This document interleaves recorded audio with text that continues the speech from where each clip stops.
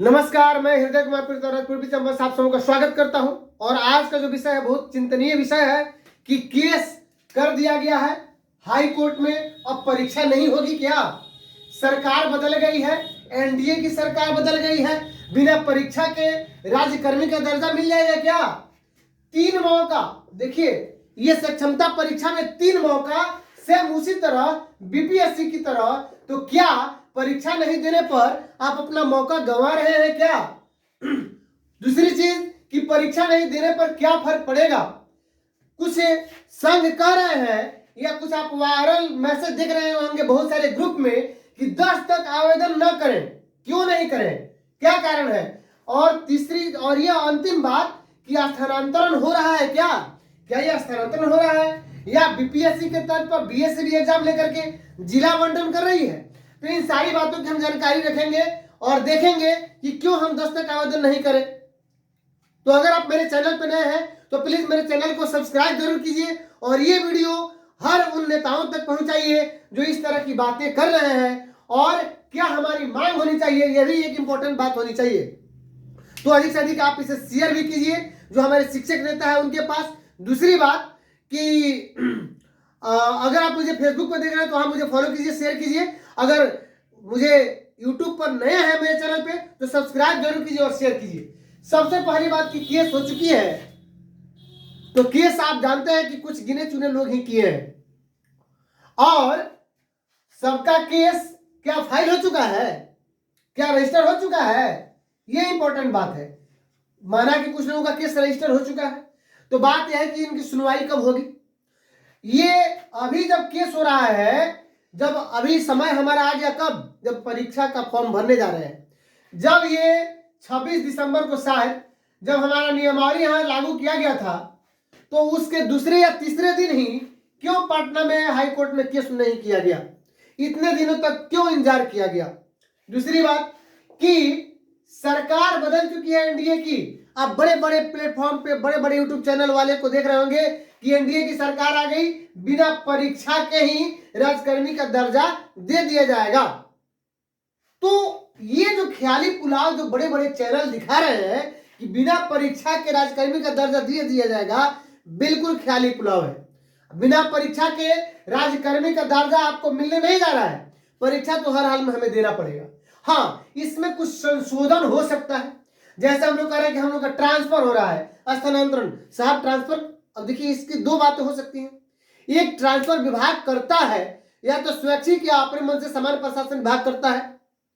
लेकिन यहां पे तो हम परीक्षा दे रहे हैं, उसके बाद हमको जिला आवंटन होगा।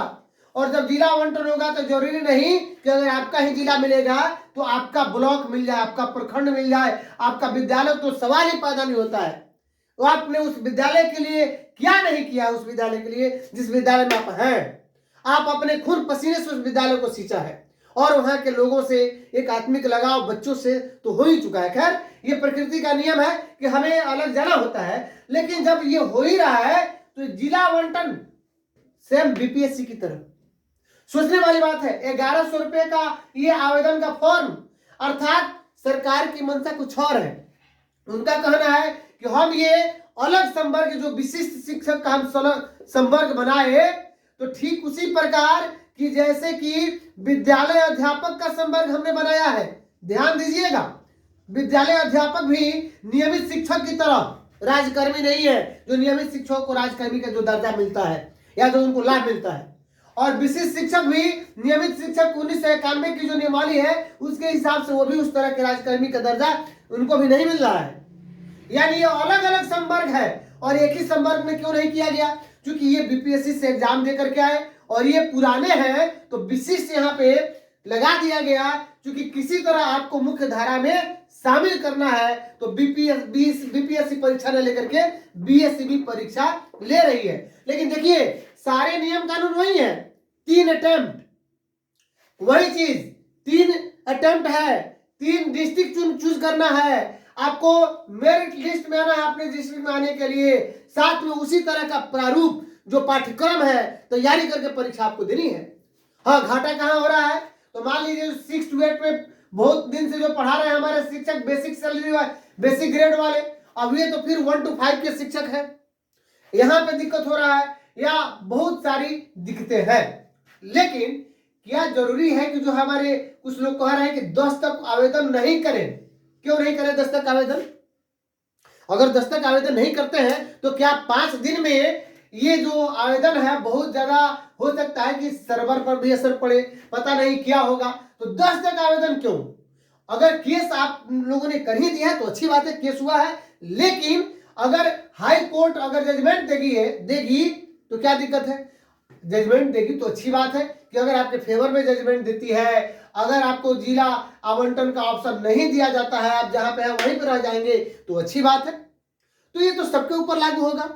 इसमें आवेदन करने से क्या दिक्कत हो रहा है? दूसरी बात कि आप लोगों को पता है कि ये तो आवेदन की बात है, टीआरई का फॉर्म भरवा लिया गया, टीआरई 2 का परीक्षा भी वो लोग दे दिए और रिजल्ट जारी नहीं हुआ। ये है कोर्ट, कि कोर्ट के आदेश के चलते रिजल्ट जारी नहीं हुआ। आपको पता है कि वही एनआईयूएस वाले लोग टीआरई 1 में पास करके टीचर हैं, वही एनआईयूएस लोगों का रिजल्ट बीपीएससी टीआरई 2 में नहीं दिया गया। तो जो कोर्ट सर्वमान्य जो करेगा सो करेगा। हम आवेदन रोके क्यों आवेदन नहीं करें? जी बिल्कुल, आवेदन 2, 3, 4, 5 तारीख तक रोक सकते हैं। उसके बाद आप आवेदन कीजिए, जो होना होगा वो देखा जाएगा। दूसरी चीज कि जो कह रहे हैं कि हम परीक्षा नहीं देंगे, तो आपको पता है कि 3 मौका ही दिया जा रहा है। अगर नहीं देंगे तो आप अपना एक मौका गंवा रहे हैं। एक जो मौका है 1 चांस आपका खत्म हो रहा है, अब बचेगा 2 चांस। यानी बीएससीबी मात्र 3 बार ही सक्षमता परीक्षा लेगी। अगर आप परीक्षा में पास नहीं होते हैं या परीक्षा नहीं देते हैं तो आप निकाय स्तर के शिक्षक तो रहेंगे, लेकिन एक और उसमें जोड़ दिया गया है नियमावली में कि एक अलग से कमेटी गठित की जाएगी और कमेटी का जो निर्णय होगा वो सर्वमान्य होगा। वो निर्णय क्या होगा साहब? क्या आपको पता है? क्या मुझे पता है? तो क्यों नहीं हम परीक्षा दें? बिल्कुल परीक्षा दें।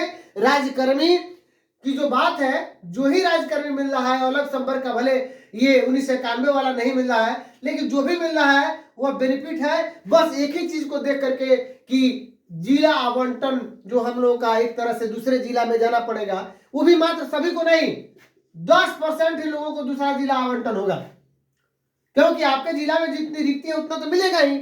और ये जरूरी नहीं कि आपके जिला के 80% लोग सभी बाहर के हैं।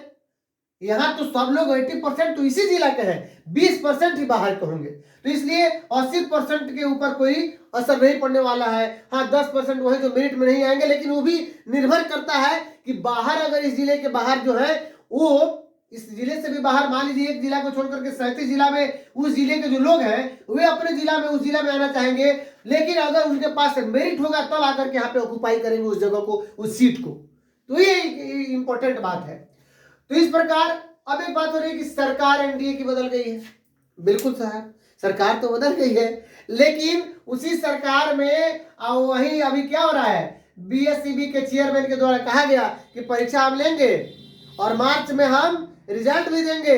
फरवरी लास्ट वीक में परीक्षा शुरू हो जाएगी, 26 फरवरी से कहा गया है। तो ये सारी प्रक्रिया एक तरह से अलग संवर्ग के लिए सब खाना पूर्ति एक तरह से हो रहा है, अलग संवर्ग, क्योंकि विशिष्ट संवर्ग है और ये विद्यालय अध्यापक और विशिष्ट जो शिक्षक है ये दोनों एक दूसरे के इक्विवेलेंट है ना। बस अंतर यही है कि विशिष्ट शिक्षक निकाय नियमावली के अनुसार ये ट्रेंड पे स्केल के हिसाब से सीनियर होंगे। तो आप ये न सोचे कि हम आवेदन नहीं करेंगे, आप आवेदन कीजिए। केस जो हुआ है अच्छी बात है, अगर पक्ष में आता है तो स्वागत योग्य है, क्या दिक्कत है ना। तो ये सारी बातें हैं, तो इसलिए आप 4-5 तारीख तक भले आवेदन न करें, लेकिन उसके बाद आप अपना आवेदन जरूर डालें, सुनिश्चित रूप से डालें, सुनिश्चित करें कि हाँ आप आवेदन दे रहे हैं। हाँ ये अलग बात है कि समय बहुत कम है, उसी में आपकी तैयारी करनी है। तो अगर आपको ये वीडियो अच्छी लगी हो तो सबसे अधिक आप शेयर कीजिए, सब्सक्राइब कीजिए और मिलते हैं नेक्स्ट वीडियो में। तब तक के लिए थैंक यू।